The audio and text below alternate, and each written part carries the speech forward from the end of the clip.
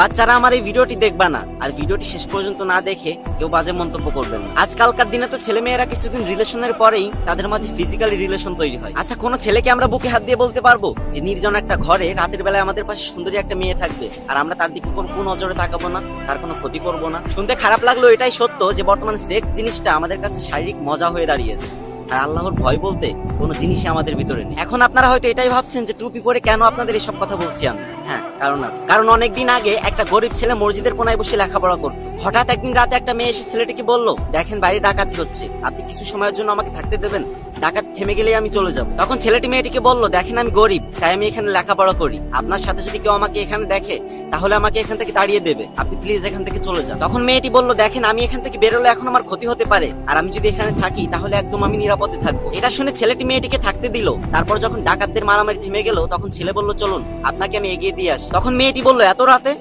আমি কোথাও যেতে পারবো না, আমি সকাল হলে ঠিক চলে যাবো। ছেলেটি মেয়েটিকে আবারও রিকোয়েস্ট করলো, দেখেন আপনার সাথে কেউ আমাকে এখানে দেখলে আমার অনেক বড় ক্ষতি হয়ে যাবে। কিন্তু মেয়েটি কিছুতেই বাড়ি যেতে রাজি হলো না। সারা রাত তারা দুজন দুপাশে জেগে রাত কাটিয়ে দিল। কিন্তু মেয়েটি খেয়াল করলো ছেলেটা একটু পর পর কুপির আগুনে তার হাত পোড়াচ্ছে, আর যন্ত্রণায় ছটফট করছে, তাও একটু পর পর তার হাত সে পোড়াচ্ছে। এভাবে করতে করতে ফজরের আজান দিয়ে দিল। তখন ছেলেটি মেয়েটিকে বলল, চলেন এখানে আর থাকা যাবে না, আপনাকে দিয়ে আসি। তখন মেয়েটি বলল, যাবো, কিন্তু আপনি বলেন তো আপনি একটু পর পর আগুনে হাত পোড়াচ্ছিলেন কেন? তখন ছেলেটি বলল, এটা আমার ব্যক্তিগত ব্যাপার। কিন্তু মেয়েটি বলল, এটা না বললে কিন্তু আমি যাব না। তখন ছেলেটি মেয়েটিকে বাধ্য হয়ে বলল, রাতে যখন আপনার উপর কুনজর আসছিল আমার, তখন আমি কুপির আগুনে নিজের হাত পোড়াচ্ছিলাম, আর নিজের মনকে বলছিলাম, কিরে মন, জাহান্নামের আগুন তো এর থেকে অনেক তীব্র, সহ্য করতে পারবি তো? একটাবার ভাবুন তো ওই ছেলেটা আল্লাহকে কতটা ভয় করে কাজ করেছিল।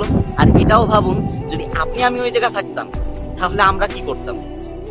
এই গল্প বলার আমার কোনো উদ্দেশ্য নেই, নামাজ পড়ে বেরোলাম, তাই ভাবলাম আপনাদের সাথে একটা ইসলামিক ভিডিও শেয়ার করি। অনেকদিন ধরেই তো আপনারা বলতেছেন, ভাই ইসলামিক ভিডিও করো না কেন, তাই আপনাদের জন্য একটা ইসলামিক ভিডিও আনলাম। আর আমি ইসলাম সম্পর্কে অত একটা দক্ষ না, ভুল ত্রুটি হলে মাফ করে দিবেন। আর আল্লাহ আমাদের সবাইকে তাকে ভয় করার তৌফিক দান করুন, আমিন।